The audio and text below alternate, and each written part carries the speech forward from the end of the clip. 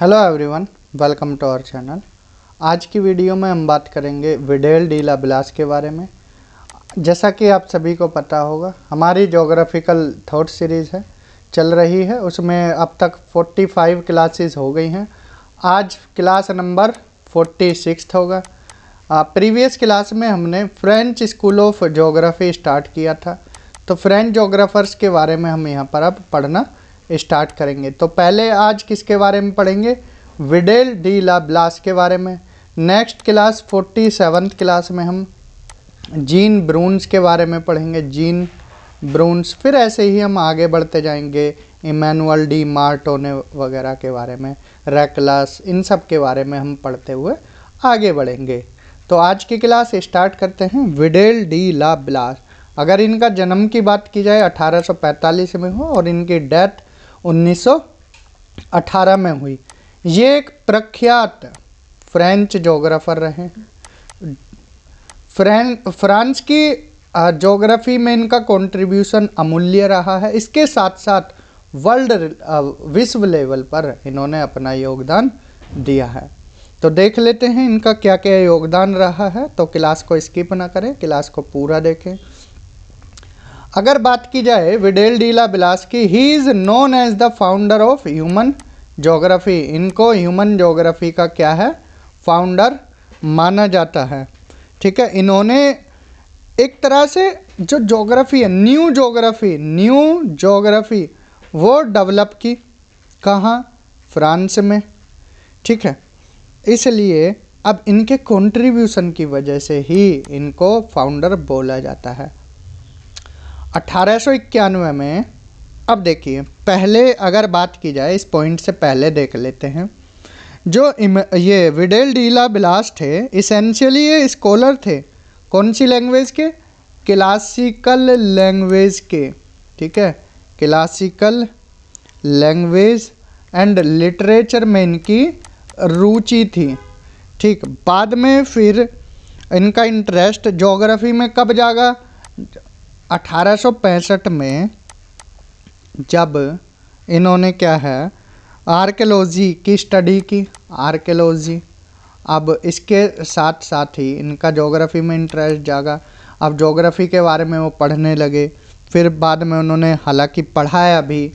Then इसके बाद 1891 में, अब देखिए, ज्योग्राफी में जो वर्क हो रहे थे, जो बेस्ट ज्योग्राफिकल राइटिंग्स थी, उनको इकट्ठा करने के लिए कुछ तो चाहिए था।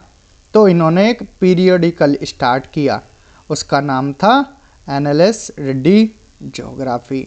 समझ आया यहाँ तक? ठीक है, जो ज्योग्राफी की राइटिंग्स थी उनको एक जगह पर रखना था, तो उन्होंने एक पीरियडिकल स्टार्ट किया। इन 1891 ही founded a new professional periodical for the publication of the best geographical writing. और उसका नाम याद रखना, नाम से बहुत क्वेश्चन आते हैं, एनालिस डी ज्योग्राफिया। ठीक है जी।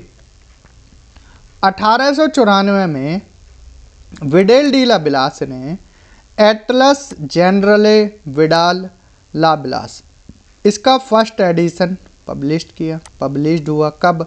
1894 ना 1894। 1891 में एनालिस डी ज्योग्राफिया, 1894 में एटलस जनरले विडाल लाब्लास, इसका फर्स्ट एडिशन पब्लिश्ड हुआ। ठीक है, ये कुछ दो पॉइंट थे, इम्पोर्टेंट फैक्चुअल हैं। ये फैक्चुअल से आजकल क्वेश्चन ज़्यादा लग रहे हैं। ठीक है, कोई दिक्कत नहीं। फिर बढ़ते हैं आगे। अब देखिए, इनका ज़्यादा फोकस किस पर रहा? इनका फोकस रहा मैन। अब कोई इंसान है, ह्यूमन भी बोल सकते हो, मैन, और इसका जो आसपास का सराउंडिंग है।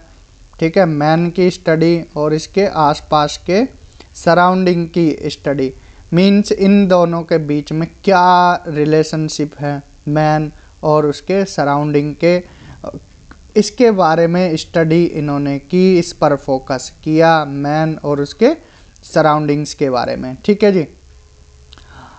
विच could best be studied in small homogeneous areas. ठीक है, छोटे छोटे लेवल पर, ऐसा नहीं है एक बड़े लेवल पर इन्होंने स्टडी की, छोटे छोटे लेवल पर जो होमोजीनियस एरियाज थे, फ्रेंच लैंग्वेज में होमोजीनियस एरियाज को क्या है, पेज बोला जाता है, PAYS, पेज। तो ऐसे क्वेश्चन पूछ लिए जाते हैं। जैसे जब हम ग्रीक ज्योग्राफर पढ़ा रहे थे, ठीक है, वहाँ पर मीडिया टर्म आया था, मीडिया क्या है, हमने इन पर क्वेश्चन भी बनाए हुए हैं, तो आप उस सीरीज़ को भी देख सकते हो। ठीक है, यहाँ तक clear. Vidal de la Blache was a strong opponent and critic of the environmental deterministic approach. ठीक है, जो विडेल डी लाब्लास थे वो पर्यावरण निश्चयवादी जो विचारधारा थी इसके अपोनेंट थे, और इन्होंने किस अप्रोच को अपनाया, पॉसिबिलिज्म। एनवायरमेंटल डिटर्मिनिस्टिक अप्रोच में क्या है, जो नेचर है, जो एनवायरमेंट है, जो प्रकृति है, उसको एक्टिव एजेंट माना जाता है। ठीक है, और मैन को एज अ पैसिव एजेंट माना जाता है। किसमें, एनवायरमेंटल डिटर्मिनिस्टिक अप्रोच में। इसमें क्या है, मानव अपनी इच्छाओं के अनुसार पर्यावरण का ह्रास ज़्यादा नहीं कर सकता है, लेकिन पॉसिबिलिज्म में इसका उल्टा है। मानव को एक्टिव एजेंट माना, इंसान मानव अपनी ज़रूरत के हिसाब से पर्यावरण का यूज़ कर सकता है, एक्सप्लॉइट कर सकता है। ठीक है, ये था पॉसिबिलिज्म में। ठीक है, जो रेड जेल की राइटिंग्स थी, या रेड जेल की बुक आपको पता ही होगा कौन सी, एंथ्रोपोजियोग्राफी, उसके सेकंड वॉल्यूम से विडेल डी लाब्लास बहुत ज़्यादा इन्फ्लुएंस हुए। ठीक है, हालांकि रेड जेल को अगर हम देखें तो वो पॉसिबिलिज्म को सपोर्ट करते थे, एनवायरमेंटल डिटर्मिनिस्टिक अप्रोच, तो उनका फोकस एनवायरमेंटल डिटर्मिनिस्टिक अप्रोच की तरफ था। ठीक है, Vidal de la Blache advocated the concept, एक बार लिखना था, advocated the concept of possibilism as postulated by Febvre. ठीक है, विडेल डी लाब्लास जैसा कि हमने बताया किसके समर्थक थे, पॉसिबिलिज्म के, और ये टर्म किसके द्वारा पोस्टुलेट की गई, फैब्रे के द्वारा। फैब्रे नाम भी याद रखना, फैब्रे का एक फेमस फ्रेज है, ये ध्यान रखना, there are not necessities but everywhere possibilities. ठीक है, इसका सिंपली मतलब है कि सभी जगह ज़रूरतें नहीं हो सकती, बट एवरीवेयर पॉसिबिलिटीज़, लेकिन सभी जगह क्या है, संभावना हो सकती है। ठीक है, ये लाइन किसकी है, डायरेक्ट क्वेश्चन पूछ लिए जाते हैं, ये है एल फैब्रे की। ठीक, फैब्रे ने ज्योग्राफी को सोशल साइंस न मानकर क्या माना, नेचुरल साइंस माना, नेचुरल साइंस। ध्यान रखना, ये क्वेश्चन पूछ लिए जाते हैं। नाम देखकर आप कि फैब्रे तो सपोर्टर थे पॉसिबिलिज्म के, और आप फिर दिमाग में एक इमेज बनाकर सोशल साइंस कराओ तो गलत हो जाएगा। ठीक, Vidal de la Blache considered the earth surface as terrestrial organism. ठीक है, विडेल डी लाब्लास ने अर्थ सरफेस को कैसे ट्रीट किया, सरफेस को माना कैसा, टेरेस्ट्रियल ऑर्गेनिज्म। ठीक है, जो ये अर्थ का सरफेस है, ठीक है, इन्होंने कंसीडर किया, और एक टर्म कॉइंड की उन्होंने, जेनरे डी वीए। अब इसके बारे में भी बताते हैं, जेनरे डी वीए के बारे में। इसको लाइफ स्टाइल या वे ऑफ लिविंग बोलते हैं। अब दो लोग हैं, पर्सन ए और दूसरा है पर्सन बी। ठीक, अब देखिए इनका रहने का तरीका अलग होगा, इस ए का अलग, बी का अलग, वो अभी क्लियर कर देंगे। लाइफ स्टाइल इसका अलग होगा। ठीक है, ये सारी चीज़ें आगे आगे जैसे बढ़ेंगे क्लियर होती जाएंगी। ठीक है, जेनरे डिविएट किसने कॉइंड किया, विडेल डी लाब्लास ने। Vidal de la Blache pointed out at the same environment. अब देखिए वही आगे जो हमने ऊपर यहाँ पर बताया था, अब समझा देते हैं एक बार। विडेल डी लाब्लास ने क्या बोला, same environment has different meaning for people with different genre de vie. दो लोग हैं, ठीक है, सेम एनवायरनमेंट है, लेकिन दोनों के लिए मीनिंग अलग हो सकते हैं, क्योंकि एक का लाइफ स्टाइल अलग हो सकता है, बी का लाइफ स्टाइल अलग हो सकता है, वे ऑफ लिविंग एक अलग। तो इसके लिए एनवायरनमेंट, जो सेम एनवायरनमेंट है, इसके लिए उसका मीनिंग अलग होगा, इसके लिए उसका मीनिंग अलग हो सकता है। ठीक है, समझ आया। ही always conceived of human geography, इन्होंने भी जोग्राफी को हमेशा कैसा ट्रीट किया, natural geography not a social science, या नेचुरल साइंस माना, ह्यूमन जोग्राफी को नेचुरल माना, नॉट अ सोशल साइंस। ठीक है, इनकी बुक का नाम याद रखना, यहाँ से बहुत क्वेश्चन आते हैं। टैब्ल्यू डी ला जोग्राफी डी ला फ्रांस, तो इस बुक के बारे में नाम याद रखना है, टैब्ल्यू डी ला जोग्राफी डी ला फ्रांस। ठीक है, इसमें इन्होंने क्या है, किसके बारे में बताया, जोग्राफी के बारे में, addition to the literature of geography. ठीक है, इसमें किसके बारे में बताया, जोग्राफी के बारे में, और जोग्राफी कहाँ की, फ्रांस की जोग्राफी के बारे में। ठीक है, वही इसमें ब्लेंडिंग दिखाया कि ह्यूमन और फिजिकल फीचर्स का क्या रिलेशनशिप है। ठीक है, और रीजनल यूनिट के बारे में बताया, पेज हमने अभी बताया था, पे बोलते हैं उसको। ठीक है, स्मॉल होमोजीनियस एरिया को, उनके बारे में बताया। तो इस बुक में उन्होंने फ्रेंच की जोग्राफी के बारे में ही डिस्कशन किया हुआ है।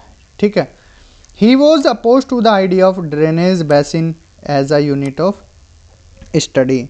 ये लाइन याद रखना, उन्होंने जो ड्रेनेज बेसिन के आइडिया कि इसको एक यूनिट की तरह पढ़ें। ठीक है, इसको अपोज किया। क्यों अपोज किया, ठीक है, उन्होंने इसके पीछे तर्क भी दिए। इनको लगता है कि इसको पढ़ने में कॉम्प्लिकेशंस आएंगी, इसलिए इन्होंने इसको अपोज किया। ठीक है, उदाहरण भी दिया है। फ्रांस में अगर आप देखोगे सेंट्रल मैसिव ऑफ फ्रांस, अब देखिए ये क्या है, डिमार्केटेड नेचुरल रीजन है, बट अगर इसको डिवाइड करें ड्रेनेज बेसिन यूनिट्स में, देन ये क्या है, पूरी तरह से मतलब प्रॉपरली अंडरस्टूड नहीं हो पाएगा जो पूरा एरिया है। कल्चर थोड़े अलग मिल जाएंगे, ट्रेडिशंस, एटीट्यूड्स लोगों के, इसलिए इसको ठीक से अगर ड्रेनेज बेसिन के हिसाब से देखें तो पढ़ नहीं पाएंगे। इसलिए उन्होंने इस आइडिया को, drainage basin as a unit of study, इसको अपोज किया। क्लियर जी। In the opinion of Vidal de la Blache, the relatively small regions, जिसको पेज बोलते हैं, are the ideal unit to study. तो उन्होंने मेनली फोकस किस पर किया, जो पेज थे, स्मॉल रीजन थे, तो ये एक आइडियल यूनिट है स्टडी के लिए। ठीक है, इन्होंने इसी पर फोकस किया। अब विडेल डी लाब्लास का मोन्यूमेंटल वर्क है ह्यूमन जोग्राफी, जो कि बहुत ज़्यादा फेमस हुआ। इस बुक से क्वेश्चन भी पूछे जाते हैं। ठीक है, अब ये पब्लिश कब हुई, 1921 में। अब आप बोलोगे सर विडेल डी लाब्लास का निधन तो 1918 में ही हो गया था। तो भैया जो इनका बचा हुआ काम था वो उनके दामाद जी इमैनुअल डी मार्टोने ने पूरा किया था।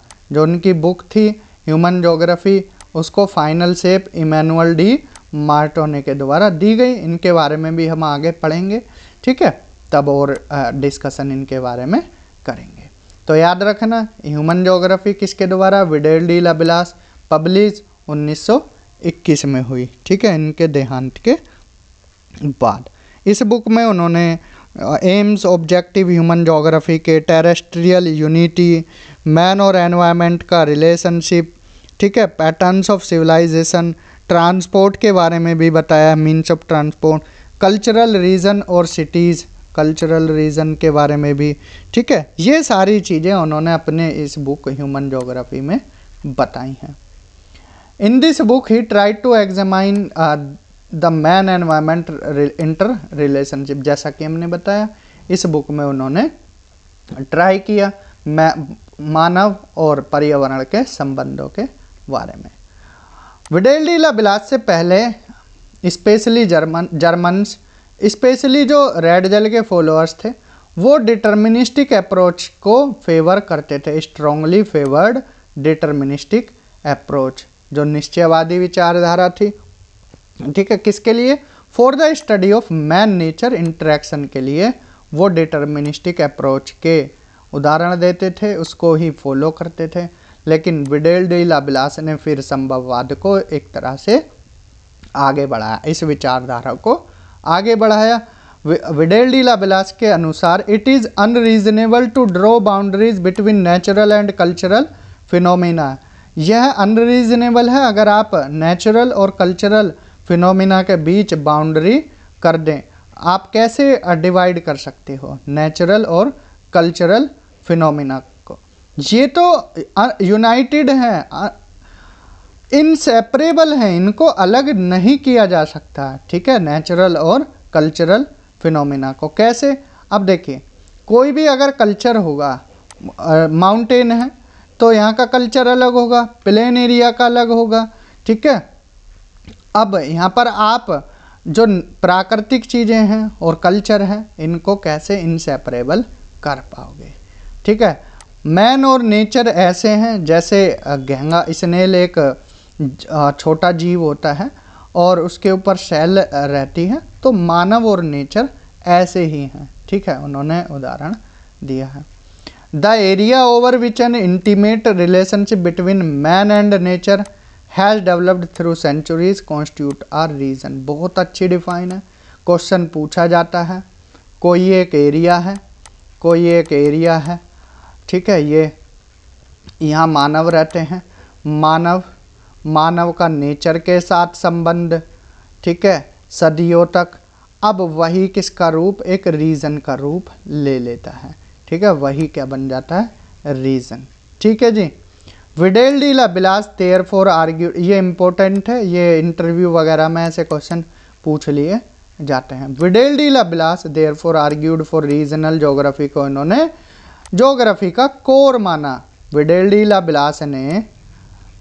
लाप्लास ने रीजनल ज्योग्राफी को कोर माना ज्योग्राफी का। ये हमने पहले बता दिया है।